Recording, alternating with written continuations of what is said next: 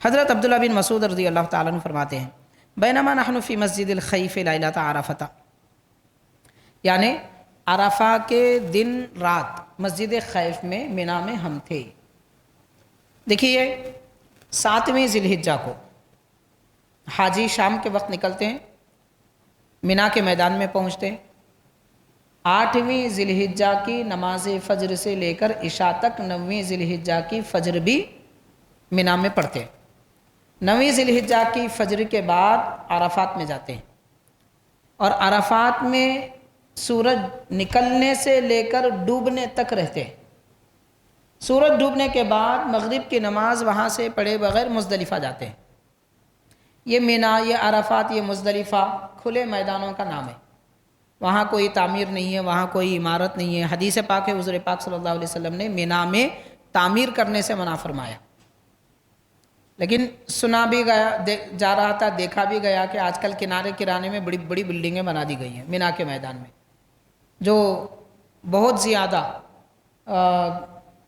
اعلیٰ درجے کے لوگ ہوتے ہیں، جن کے پاس دولت بہت زیادہ ہوتی ہے، وہ خیموں میں نہ رہتے، وہ تعمیروں میں جا کے رہتے ہیں، وہاں پہ ایئر کنڈیشن جو روم ہے اس میں رہتے ہیں۔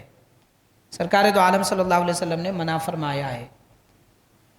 حج کے دن گویا قیامت کا منظر بتاتے ہیں، اب وہاں بھی جا کے ہم ایئر کنڈیشن میں رہیں گے تو پھر قیامت کا منظر کہاں ہوا؟ حج کرنے والے کو قیامت دنیا میں دیکھ لینا چاہیے۔ مزدلفہ میں جا کر دیکھیے، عرفات میں جا کر دیکھیے، مینا میں جا کر دیکھیے، پتہ چلے گا قیامت کیسی ہے۔ اور بلا شبہ قیامت کا دن، قیامت کا منظر، قیامت قائم بھی ہوگی تو عرفات اور مزدلفہ میں ہی ہوگی۔ سارے لوگوں کو جو جمع کر دیا جائے گا مزدلفہ اور عرفات کے میدان میں جمع کر دیا جائے گا۔ میدان محشر اسی جگہ واقع ہوگا۔ بعض روایت میں آتا ہے فلسطین کا میدان بھی، فلسطین کی سرزمین بھی، تو علماء نے فرمایا عرفات، مزدلفہ، فلسطین، یہ تینوں زمینوں کو ملا دیا جائے گا، اگرچہ کہ دور دور ہے، اللہ کی قدرت ہے، ایک جگہ کر دے، زمین کا یہ حصہ یہاں سے ہٹائے وہاں رکھ دے، بالکل ہو سکتا ہے۔ تو خیر، تو وہ قیامت کا منظر بھی وہیں ہوگا، میدان بھی، اور قیامت کا منظر بھی دکھائی وہیں دیتا ہے۔ تو حضور پاک علیہ الصلوۃ والسلام ارشاد فرماتے ہیں، حضرت عبداللہ بن مسعود رضی اللہ عنہ، ہم حضور پاک صلی اللہ علیہ وسلم کے ساتھ میدان مینا میں مسجد خیف میں رات گزاری۔ مسجد خیف میں حضور پاک صلی اللہ علیہ وسلم کا خیمہ تھا، یعنی حضور نے جب حج فرمایا مسجد خیف میں حضور نے قیام فرمایا، وہاں ڈیرا ڈال دیا گیا تھا وہ خیف کی مسجد میں۔ آج بڑی مسجد بنی ہوئی ہے، کتنی بڑی مسجد ہے؟ آپ نے مکہ مسجد دیکھی ہے؟ سارا احاطہ مکہ مسجد کا، اس کے ایک اندازتاً بھی کہا جائے تو سارا مسجد کا احاطہ مکہ مسجد کا مکمل 10 سے 15 مکہ مسجد وہ مسجد میں آ جاتے ہیں۔ مسجد خیف اتنی بڑی مسجد ہے، اور مسجد نمیرہ بھی ویسی ہے جو عرفات میں واقع ہے۔ خیر، تو حاضرین کرام، حضور پاک صلی اللہ علیہ وسلم کے ساتھ وہاں پر صحابہ اکرام جلوہ افروز تھے۔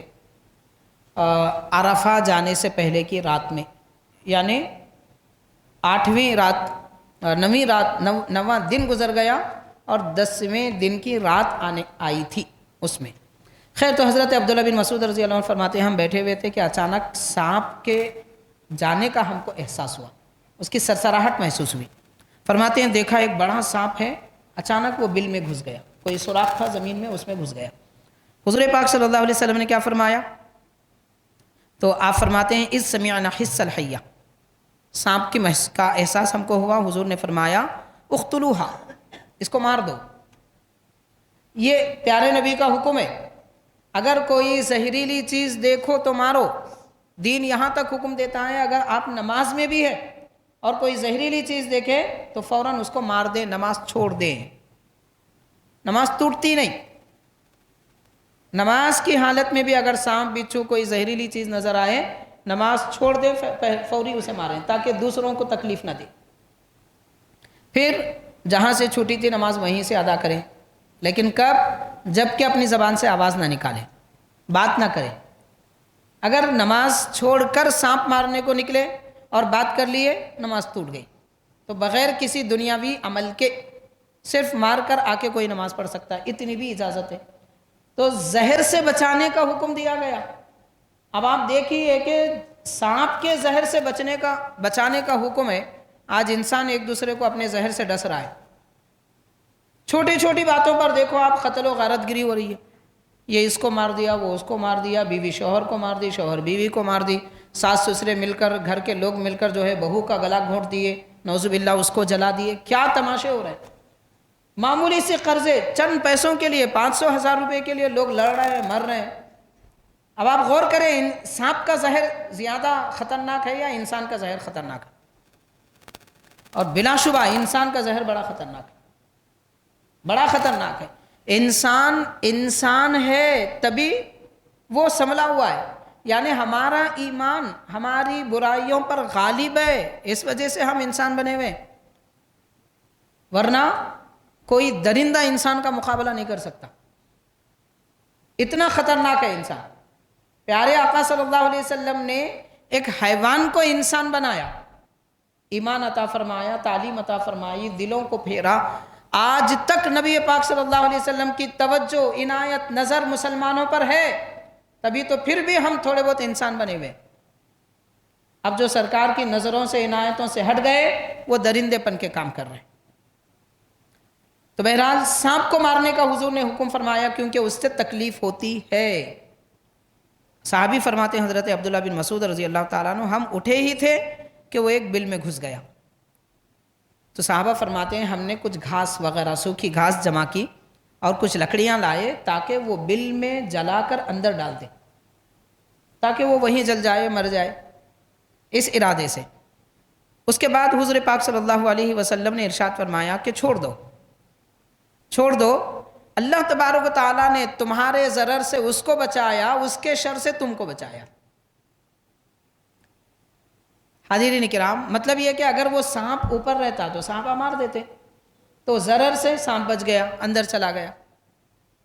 اور اگر وہ صحابہ کو ڈس لیتا تو اس کا شر ان کو پہنچتا۔ اب وہ چلا گیا تو جانے دو۔ اس سے دو سبق ملے، جب تک تم مار سکتے ہو تب تک مارو، جب نہیں مار سکتے، چلا گیا تو چھوڑ دو۔ یہ بھی اس میں اجازت ہے، چونکہ وہ جنگل کا علاقہ تھا، آبادی سے باہر تھے۔ البتہ آبادیوں میں اگر سانپ نظر آئے تو مارنے کا حکم ہے۔ گھر میں یا کسی مقام پر کوئی سوراخ میں گھس جائے تو نکال کے مارنے کا حکم ہے، اسے ویسے ہی نہ چھوڑا جائے، کیونکہ یہاں انسان رہتے ہیں، اس سے بچنا ضروری ہے۔ یہاں اور ایک سبق ملتا ہے، آج کل بعض ایسے کن ذہن لوگ ہیں، افسوس کی بات ہے کہ سانپ کو مارنے سے ڈرتے ہیں، بلکہ بعض لوگ تو یہ کہتے ہیں نہیں سانپ کو نہیں مارنا، بدلہ لیتا، مارنے کے بعد مر گیا تو کیا بدلہ لیتا جی؟ وہ غیر مسلمین کی عادتیں آ گئی، غیر مسلمین کے ساتھ کاروبار کرتے، غیر مسلمین کے کھانے کھاتے، غیر مسلمین کے ساتھ غیر مسلمین کو کھلانا، ان کا کھانا نہیں، یعنی اتنے بڑے بنو کہ بھئی ان کو کھلاؤ، اتنے چھوٹے مت بنو کہ کس کا بھی کھا لو۔ تو اٹھتے بیٹھتے عادت ہو گئی ان کی باتیں سنتے سنتے۔ اب اس کے ساتھ اب آج کل یہ اسکولوں میں جو سلیبس ہے، وہ سلیبس میں پورے غیر مسلمین کی تعلیم دی جا رہی ہے، یہ گھنٹی بجانا، وہ پوجا کرنا، یہ چراغ جلانا، وہ فلاں کرنا، یہ اس کی صورت ہے، اس کی صورت ہے۔ ہمارے بچوں کو محرم معلوم نہ ربیع الاول معلوم، مگر پورے غیر مسلمین کے تہوار معلوم ہے، کیونکہ ماں باپ تو بتاتے نہیں بیٹا یہ رمضان ہے، ماں باپ تو نہیں بتاتے بیٹا یہ جمعہ ہے، ماں باپ ہاں اسکول والے یہ بتاتے کہ یہ بت پرستی ہے، یہ فلاں ہے، سب شیطانوں کے ناموں معلوم ہے۔ تو ان کے ساتھ اٹھتے بیٹھتے یہ عادت ہو گئی، ان لوگوں کے پاس نظریہ ہے سانپ کو نہیں مارتے، سانپ کو مارے تو وہ لوگ سمجھتے ہیں بدلہ لیتا۔ کیوں نہیں مارتے؟ اس لیے کہ وہ نعوذ باللہ سانپ کو خدا سمجھتے ہیں، اس لیے نہیں مارتے۔ وہ شرک کی عادت آج مسلمانوں میں آ گئی، سانپ کو دیکھے تو ڈر جا رہے، نہ صرف ڈر رہے، نہیں مارنا بول رہے۔ ارے اللہ کے نبی فرما رہے مارو، حالت نماز میں بھی ہے، اگر سانپ نظر آئے، زہریلا کیڑا نظر آئے تو مارنے کا حکم ہے، تاکہ کسی اور کو اس سے تکلیف نہ ہو، خود ہم کو اس سے تکلیف نہ ہو۔ تو یہ سبق ہم کو ملتا ہے۔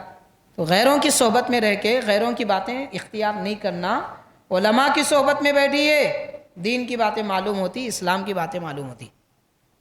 تو تو جیسی صحبت ہوتی ویسا اثر ہوتا. بہرحال بری صحبت سے بچنا چاہیے. خیر تو یہ جو واقعہ پیش آیا یہ منا کی رات میں مسجد خیف میں پیش آیا. حضور پاک صلی اللہ علیہ وسلم نے منا میں جو قیام فرمایا تھا اس وقت کیا حالات ہوئی.